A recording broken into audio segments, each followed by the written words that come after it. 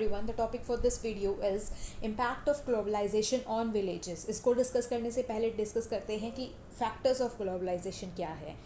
तो ग्लोबलाइजेशन हमें पता है कि एलपीजी रिफॉर्म्स जो कि हमारे इंडिया में 1990s में आया था, उससे पहले इंडियन इकोनॉमी क्लोज इकोनॉमी हुआ करती थी। तो जब 1990s में liberalisation, privatisation, globalisation, LPG reforms जिसको हम कॉमनली कहते हैं, वो जब आए तो फिर वर्ल्ड के साथ ट्रेड शुरू हो गया और इसी से ग्लोबलाइजेशन की मेजरली शुरुआत हुई। Second, modernisation and westernisation and secularisation. तो जैसे जैसे हमने दूसरे वर्ल्ड के साथ ट्रेड शुरू हुआ तो उसके कल्चर को जाना, तो इससे हमें हमारे यहाँ पे मॉडर्नाइजेशन, वेस्टर्नाइजेशन और सेकुलराइजेशन ये चीज़ें भी आनी शुरू हुई। Third, unequal resources distribution. जैसे हमें पता है कि वर्ल्ड के साथ ट्रेड करने की ज़रूरत इसीलिए पड़ती है कि कुछ कंट्रीज़ में जो चीज़ें होती हैं वो दूसरी कंट्रीज़ को चाहिए होती हैं, और जो दूसरी कंट्रीज़ में होती हैं वो दूसरी कंट्रीज़ को चाहिए होती है। तो इसी वजह से ट्रेड होता है और यही ग्लोबलाइजेशन का एक मेजर फैक्टर बनता है।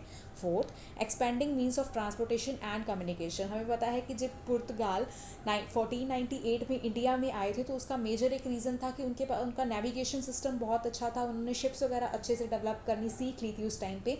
तो आज भी ग्लोबलाइजेशन का जो मेजर फैक्टर है वो ट्रांसपोर्टेशन और कम्युनिकेशन को भी इसीलिए कंसिडर कर सकते हैं कि ट्रांसपोर्टेशन से हमारा एक कंट्री से दूसरी कंट्री में आना जाना ईजी हो चुका है, और कम्युनिकेशन से हमें उस कंट्री के बारे में, क्या उस कंट्री में चल रहा है क्या नहीं चल रहा, उसके बारे में जानना हमारे लिए ईजी हो चुका है। तो ये हमारे लिए ग्लोबलाइजेशन भी इसीलिए बढ़ चुका है।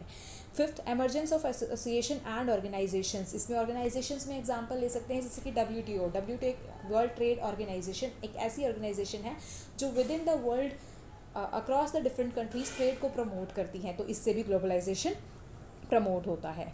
Then let's come to the main topic, which is impact of globalization on villages. First of all, market forces increased. Although market forces पहले भी इंक्रीज़ हो चुकी थी, पोस्ट इंडिपेंडेंस इंडिया के बाद हमारी मार्केट फोर्सेस कैपिटलाइज्ड इकोनॉमी बननी शुरू हो चुकी थी, लेकिन उस टाइम पे भी स्टेट के हाथ में ज़्यादा कुछ था। लेकिन जैसे एलपीजी के रिफॉर्म्स के बाद हम ग्लोबलाइजेशन शुरू हुआ तो उसके बाद इकोनॉमी जो थी वो स्टेट इकोनॉमी से बनकर हमारी कैपिटलिस्ट इकोनॉमी की तरफ जाने लगी थी, तो मार्केट फोर्सेस तो बढ़ चुकी थी।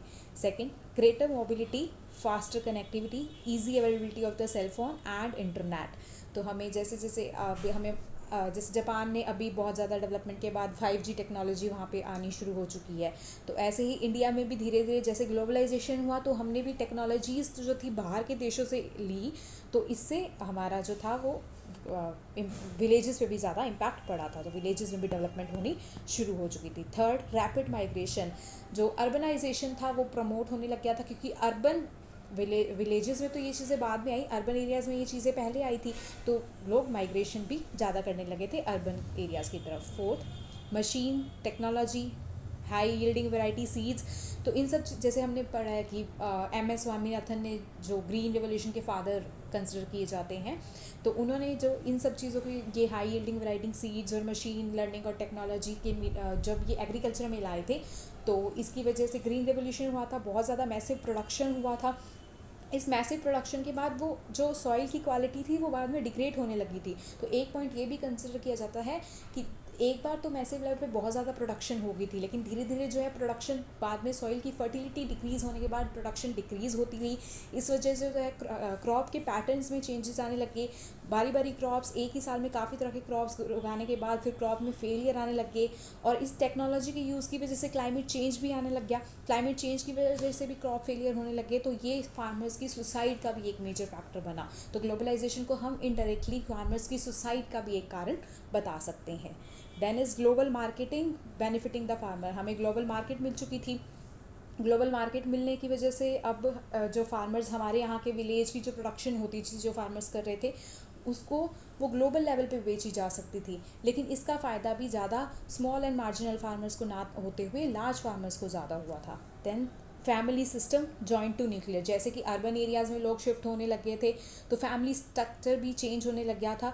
अब जॉइंट फैमिली ना बन रहकर वो न्यूक्लियर फैमिलीज़ में डिवाइड होने शुरू हो गए थे। देन मास मीडिया से जो भी गवर्नमेंट की जो स्कीम्स आ रही हैं उसके बारे में जो फार्मर्स हैं उनको इजीली विलेज में बैठे ही पता लग जाता था कि एक्चुअली में उनके लिए क्या स्कीम्स लाई जा रही हैं, और MSP वगैरह के बारे में भी उनको पता लग जाता था। देन इसके कंक्लूजन में आप लिख सकते हैं कि जो विलेज का इसी एक टाइम पे जो महात्मा गांधी कहते थे कि सेल्फ सस्टेनिंग नेचर है, वो इस ग्लोबलाइजेशन ने धीरे धीरे डिस्ट्रॉय कर दिया था। और आप ये भी कह सकते हैं कि अब इसका ये जो अब कोविड-19 की जैसी सिचुएशन चल रही है तो उसमें अर्बनाइजेशन ना होकर बाद में वापस रूरलाइजेशन हो रहा है, क्योंकि माइग्रेंट वर्कर्स जो कहीं ना कहीं अर्बन एरियाज़ में जा चुके थे वो वापस अपने रूरल एरियाज़ में आ रहे हैं। तो ये सब चीज़ें बदली जा सकती हैं इस टाइम पे। तो देखते हैं, बाकी तो अभी इम्पैक्ट लॉन्ग टर्म में पता लगेंगे। So this is about this video. Next topic के साथ नेक्स्ट वीडियो में मिलेंगे। Thank you.